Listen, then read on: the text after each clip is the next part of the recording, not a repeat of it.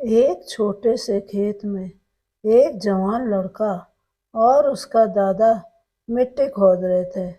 वे मिट्टी को पलट रहे थे, उसकी गांठों को तोड़ रहे थे ताकि मिट्टी उस वर्ष की बुवाई के लिए अच्छे से तैयार हो सके। उस काम में काफी कड़ी मेहनत थी, लेकिन उनके सभी प्रयास एक अच्छी फसल प्राप्त करने के लिए आवश्यक थी।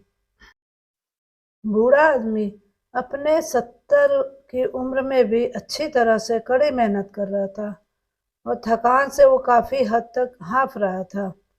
हर प्रकार के जोर से उसके माथे से पसीना टपकता था, लेकिन फिर भी वह शिकायत नहीं कर रहा था।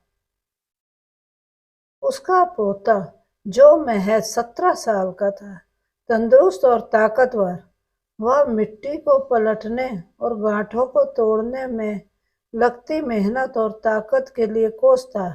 फिर वहां खड़े होकर वह हांफता और थोड़ी देर के लिए रुक जाता। थोड़ा आराम करने के बाद एक बार फिर से काम शुरू करने से पहले शिकायत करता।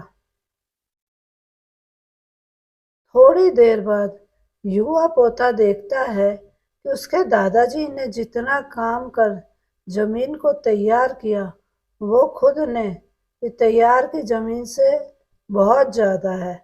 दादाजी, जब आप इतने बूढ़े हो, फिर भी आपने मुझसे इतना अधिक काम कैसे किया?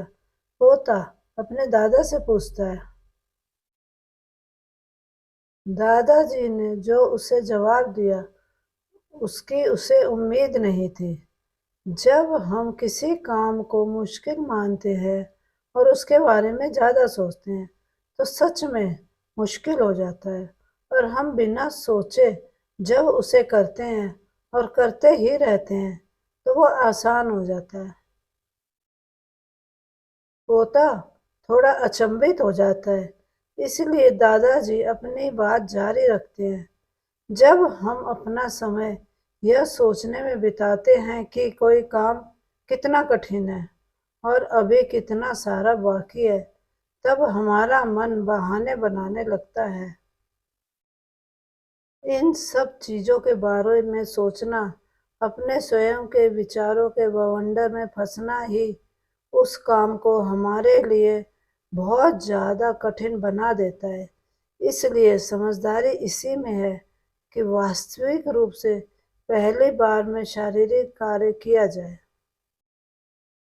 जब आप तय किए काम के बारे में ज़्यादा सोचते हैं और अपने दिमाग को नकारात्मक विचारों पर ध्यान केंद्रित करने की अनुमति देते हैं, तो आपकी गति उस काम को करने के लिए अपने आप धीमी होते जाती है।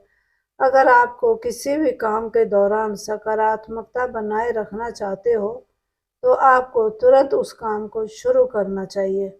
और अगर देखना और सोचना है, तो जितना आप आगे बढ़ गए, यानी कि जितना काम आपने अच्छे से खत्म कर दिया, उसे देखें, ना कि जो बाकी है उसे उसके बारे में विचार करें।